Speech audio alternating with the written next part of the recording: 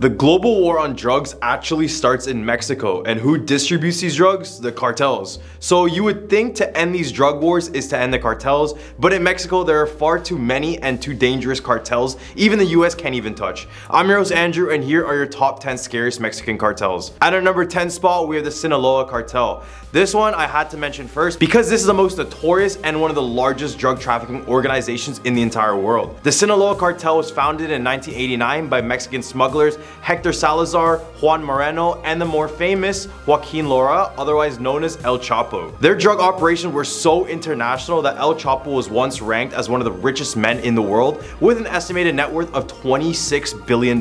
This cartel group would eventually have the largest smuggling operation to the US with several different narcotics. To join the group, you would either need to be related to another member or be married to one. But once you're in the group, you would have to be on a constant watch for other rival gangs, as the Sinaloa Cartel engages in many turf wars. For example, in 2012, they had a bloody bout with the Juarez Cartel over some territory.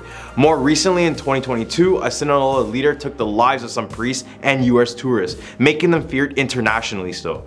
Regardless of El Chapo's imprisonment, this drug cartel group remains Mexico's most dominant drug cartel. At our number 9 spot, we have the Jalisco New Generation. This is one of the youngest cartel groups on this list, but don't let that deceive you from the fact that they are also considered to be one of, if not the most powerful and violent cartel in Mexico today. This group first emerged after former Sinaloa Cartel Ignacio Coronel, aka Nacho, was killed by Mexican security forces in 2010. So prior to his passing, he gave his orders to the leader of the Millennial Cartel, El Lobo, which were to move a load of drug shipments and manage finances. The name Jalisco is from the place where they operated from. This group is just known for their violent behavior. The group claimed they have committed a massacre in 2011 which involved 35 people in Veracruz, Mexico. And in more recent news, the group has uploaded videos online where new members were forced to eat the body parts of their enemies. So they're one of the more dangerous cartels on this list. At number 8 spot, we have the Beltran Levia organization. This Mexican cartel was founded by 4 brothers, Marcos, Carlos, Alfredo, and Hector, all under the last name of Beltran Levia. They actually served in the Sinaloa area and acted as extra security and enforcers for their cousin El Chapo. They would later relocate into the Gulf Cartel territory after the leader had been arrested in 2003.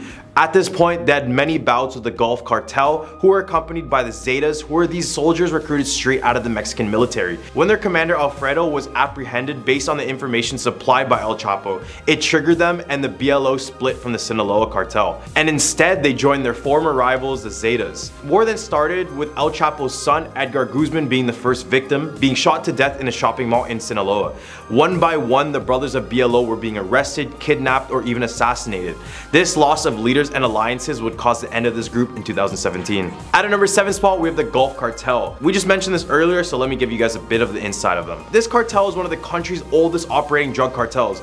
It was originally founded by Juan Guerrero in 1920s. Juan would smuggle alcohol in the US as the prohibition was in full effect. Except when this ended, he took up the challenge of smuggling narcotics to taunt other cartels. Then after he passed away, his nephew Garcia Abrego took over and made this group into something bigger. He would deal with various cartel groups to increase his power and influence in the area. He would later be pulling in billions after he would handle narcotic shipments through the borders, taking all sorts of risk in the process. Well, this caught up to him because in January 1996, he was arrested and transported to the US. The cartel even had to send billions of dollars to him using suitcases, jets, and through underground tunnels. This cartel still sticks around to this, but has lost a lot of former territory due to rival gangs. At number 6 spot, with the Los Zetas Cartel. On this list, we have some of the most evil cartels, but the Los Zeta Cartel takes the whole cake. The Los Zeta Cartel was originally founded in 1997 and were made up of Mexican military deserters, with many of them specializing in combat. This group was notorious for their extremely violent tactics and strict relationship between one another. Even the US Drug Enforcement Administration, or the DEA, described them as, quote, the most technically advanced and sophisticated and violent of these groups. After its original use in the Gulf Cartel, they broke away in the mid-2000s and continued their drug smuggling and brutal executions. They were known for constant beheading and torture videos as they tried to strike fear into the eyes of their rivals. They really just didn't care about human life, and they also caused a lot of political and police corruption whichever place they resided in. Right in the hump bar list, we have the Guerreros Unidos. In 2010, 2 groups of the La Familia Cartel joined and formed alliance with various cartels, giving rise to the Guerreros Unidos. One group decided to support Juarez, Tijuana, and the Los Zeta cartels. Then a second group decided to form partnerships with the Gulf and Sinaloa cartels. The group that sided with the Gulf and Sinaloa cartels would then form this GU group. In 2014, this cartel kidnapped 43 students from a college in Guerrero. Their influence was so strong they managed to get Mexican soldiers to interrogate these students only to send them off to the cartel members. The GU's violent tactics and use of kidnapping as a source of revenue made them a target of both national and state security forces. The group has lost several leaders and dozens of members as a result of these security operations. On top of that, this group also controls all sorts of government positions with constant bribes and the fear they instill on Mexican citizens. At a number 4 spot, we have the Juarez Cartel. This cartel was created in 1989 when smugglers had left the rival cartel, the Guadalajara. This group centers themselves of the profit from drug smuggling, but recently they have ventured into other criminal activities such as kidnapping for ransom money, human trafficking, and extortion. It wasn't until the group was under leader Carrillo Fuentes where they started to grow very quickly.